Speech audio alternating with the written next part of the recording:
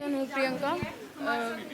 वो मेरी मासी का बेटा है और निशांत को भी वहाँ पे गए सिर्फ एक ही वीक हुआ था। लास्ट थर्सडे को उनको वहाँ पे छोड़ के आए थे और वो लगातार पिछले 5-6 दिन से मतलब अपने पापा को भी बता रहा था कि आज हमें ऐसे टॉर्चर कर रहे हैं, अपनी मम्मी को भी बता रहा था।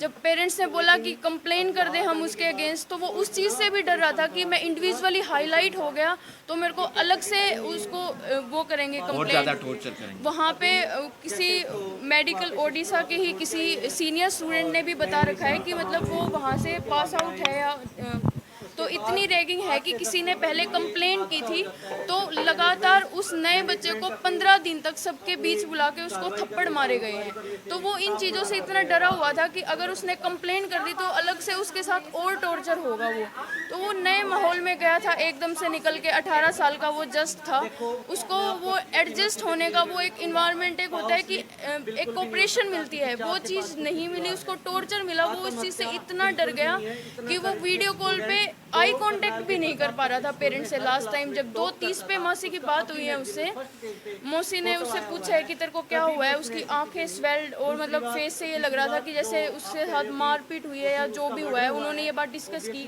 फ़ोन करते ही कि निशांत से बात हुई है, निशांत बहुत डरा हुआ लग रहा है, क्या हम चले उसके पास। जब तक ये डिस्कस होता आधे घंटे बाद उनके पास फ़ोन आ गया था कॉलेज से कि ऐसे ऐसे आपका बच्चा ऊपर से गिर गया है और आप सभी यहाँ पे आ जाओ। मौत का कारण स्पष्ट हो पाया है। अभी तक जो हमें लग रहा है कि वो मारा गया है, जो रैगिंग उसके साथ चल रही थी, जो लगातार 4-5 दिन से हमें बता रहा था, तो सीनियर्स ने उसके साथ कुछ ऐसा किया है। वो कभी भी अपने आप ऐसी चीज़ नहीं सोच सकता कि वो, बिकॉज वो पहले भी हम सब जानते हैं उसका नेचर इतना इनोसेंट, इतनी काम पर्सनैलिटी थी उसकी। मतलब उसको सिर्फ स्टडी और अपना फोकस, मतलब करियर से इतना शांत रहता था और वो फोकस था काफ़ी। वो ऐसी चीज़, मतलब मौसी जब परेशान होती थी, 16 इयर्स का वो जस्ट था, वो मौसी को भी समझाता था, अपनी मम्मी को समझाता था। ऐसा समझदार बच्चा वो खुद अपने आप ऐसा स्टेप कैसे उठा सकता है। फर्स्ट अटेम्प्ट में नीट क्वालिफाई, फर्स्ट अटेम्प्ट में उसने just without coaching, without any tuition वगैरह, उसने खुद सेल्फ स्टडी से फर्स्ट उस अटेम्प्ट में नीट क्लियर कर लिया था ये। और इसका ये सिलेक्शन मेडिकल कॉलेज में हुआ था उड़ीसा में। वहाँ पे क्या मांग करते हैं आप? हम ये चाहते हैं कि इसमें प्रॉपर इन्वेस्टिगेशन हो, क्योंकि कल भी जो वहाँ पे गए हुए थे हमारे फैमिली से, जो कॉलेज के डीन वगैरह हैं, वो मिलने से भी कतरा रहे थे, वो वेट करते रहे। वो बोल रहे थे मीटिंग चल रही है हमारी। इससे पहले भी एक सुसाइड हुआ है वहाँ पे, एक लड़की ने 1 साल पहले किया है, जो डीन ने 4-5 लाइन उसके केस में स्ट्रेट कर रखी हैं। सेम 3-4 लाइन सिर्फ वो अब बोले हैं, जैसे तो उनका एक मतलब माइंड सेट है कि ऐसा कुछ होगा तो बस इतना ही बोलना है। और रैगिंग के मतलब एक तो होता है इन्वेस्टिगेट करना, ऐसा कुछ हुआ है तो वो लोग तो साफ मना कर रहे हैं कि ऐसा कुछ है ही नहीं यहाँ पे। कि अगर सरकारी कॉलेज खोल दिए गए हैं तो उनमें कोई सेफ्टी नहीं है सर जी। अगर सरकार उनको प्रिंसिपल को या वार्ड हैं जो और वो टीचर हैं उनको सरकार पैसा दे रही है तो सर वो आराम का पैसा है सरकार का।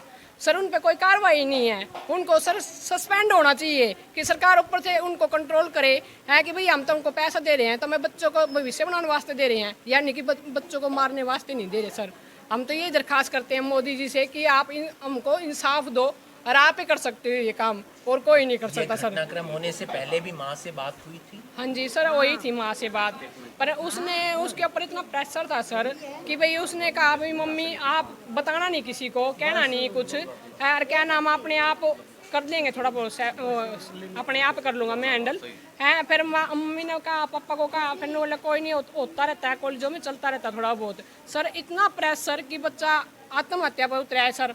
और वो भी एक लौता सर जी, अरे इतना इंटेलिजेंट बच्चा, हमने अपने देश के वास्ते एक बढ़िया डॉक्टर खो दिया सर जी। हम तो आपसे रैगिंग ही सर, हाँ जी रैगिंग ही है सर। उस पर इतना प्रेशर डाला गया रैगिंग का, उसको टाइम पे खाना नहीं दिया गया सर जी, टाइम पे उसको बाहर जाने नहीं दिया गया सर जी, ना ही उसको पढ़ने दिया जा रहा है, ना उसको सोने दिया जा रहा, उसको कमरे की बत्ती बंद करके अंदर बंद कर दिया जा रहा है बच्चे को। सर कॉलेजों में अगर बड़े बच्चे हैं, सभी माँ बाप भी हैं, आप अपने बच्चों को यही शिक्षा डालते हो कि आप जाके रैगिंग करो, और हम दूसरे स्टेट पे अपने बच्चों को भेज रहे हैं, क्या उनकी कोई सेफ्टी नहीं है? आप माँ बाप हो हैं, आपने भी उस उड़ीसा में भेज रखे होंगे अपने बच्चे, जिनके बच्चे वहाँ जा रहे हैं। मैं उनसे दरख्वास्त कर रही हूँ कि आप भी अपने बच्चों को पूछें और जाने वहाँ पे, कभी हमारे जो निशांत के साथ हुआ है, कभी आपके बच्चों के साथ भी ये सब हो जाए। आप आवाज़ उठाएं हमारे साथ, हमारे बच्चों को इंसाफ दें। आपका शुभ नाम? सर मैं उसकी चाची हूँ, मेरा नाम मंजू है। तो सर हमारी हरियाणा सरकार से मनोहर लाल खट्टर जी से यही रिक्वेस्ट है कि वो सिर्फ ये अपने माँ बाप की एक ही औलाद था। हमें सर इंसाफ चाहिए, इंसाफ। उसकी कोई सुनने वाला नहीं है। मैनेजमेंट, डीन सब मना कर रही है कि कुछ नहीं हुआ उनके जाने से पहले ही। सर हमें इंसाफ चाहिए, हमें कुछ भी नहीं चाहिए और हमें इंसाफ चाहिए। भैया पूरा मामला क्या है अगर आप एक बार बताएंगे तो? सर निशांत को गए हुए यहाँ से, उसके पहले कॉलेज के एडमिशन प्रोसेस जो निशांत के पेरेंट्स वहाँ पे गए, वहाँ पे उन्होंने कंप्लीट करवा दी, निशांत के साथ गए। अब वो दोबारा से उनके पास मैसेज आया कि आपकी क्लासेस स्टार्ट होनी है, वो वहाँ पे चले गए क्लासेस स्टार्ट होने के लिए। उसके बाद फिर उसको वो छोड़ के यहाँ पे आए हैं। उसको 8 से 10 दिन से भी ज़्यादा नहीं हुआ। इस दौरान ही उसके साथ ये हादसा हो गया और वहाँ इसका जो मर्डर किया गया है, वहाँ के लोग इसको बिल्कुल मना कर रहे हैं। सर हमारी ये रिक्वेस्ट है, हमें इंसाफ चाहिए, हमें इंसाफ चाहिए। वो अपने माँ बाप की एक लौती औलाद थी। सर हम नहीं घूम सकते। हमारी रिक्वेस्ट है कि हम कुछ किसके आगे हाथ जोड़े सर। वो एक बच्चा हरियाणा का जो गया हुआ, उसको अकेलापन फील हुआ।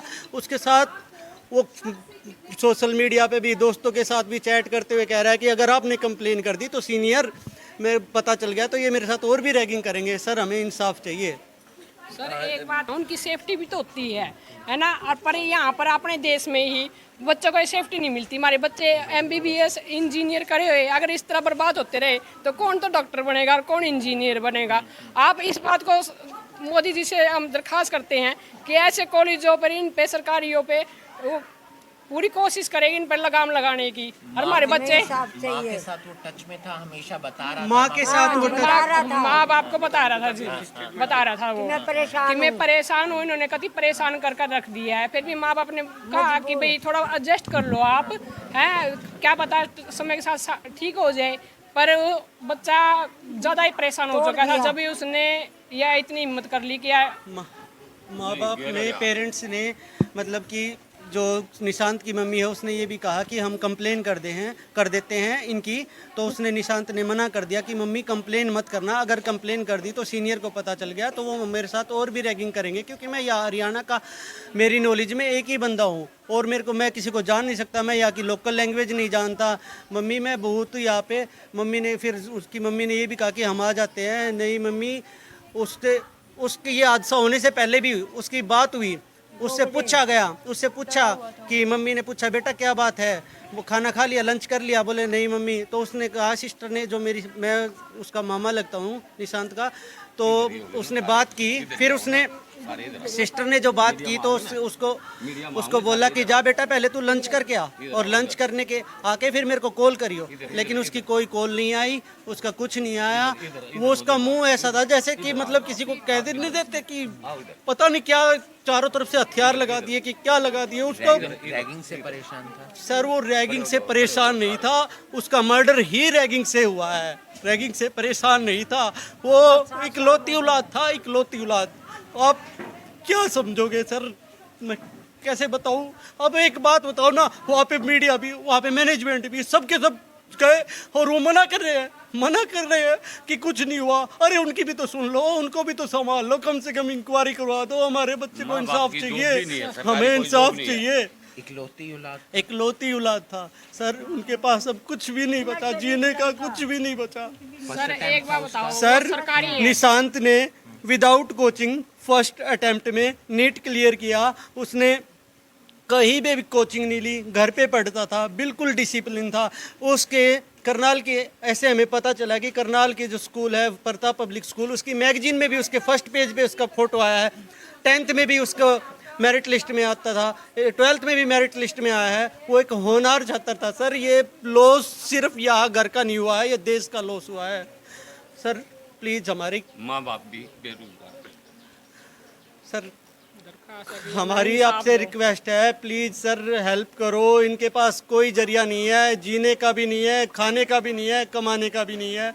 ये सिर्फ असहाय हो गए। माता पिता क्या करते हैं? सर माता और पिता दोनों के दोनों प्राइवेट काम कर रहे हैं। प्राइवेट इसके पालन पोषण के लिए दीदी ने भी सोचा कि भी काम कर लो, वो भी काम कर रही है कि भाई इसका कहीं भाई घर का खर्चा चल जाए, चीज़ें सही हो जाए, और इसलिए उसको वहाँ पे भेजा भी था कि भाई उसके सपने साकार हो जाएं। लेकिन वो सर उसको इतना परेशान किया गया, इतना परेशान किया गया। उसको मैंने भी खुद बात की, मैंने उससे बात हुई गोलू से, उसको निकनेम उसका गोलू है, निशांत को हम घर पे गोलू बोलते थे, ठीक है। उससे मैंने भी बात की, भाई ऐसी कुछ बात है, ऐसा कुछ हो जाए तो बता देना। लेकिन वो इतना घबराया हुआ था कि बता भी नहीं सकता। जब घर की तरफ से कहा गया कि हम तेरे पास आएंगे तो उसने मना भी कर दिया कि यहाँ इनको अगर पता चल गया, मम्मी आप नहीं समझते ये चीज़ें, ये यहाँ पे बहुत सारे लोग हैं, मैं सिर्फ हरियाणा का यहाँ पे अकेला ही बंदा हूँ।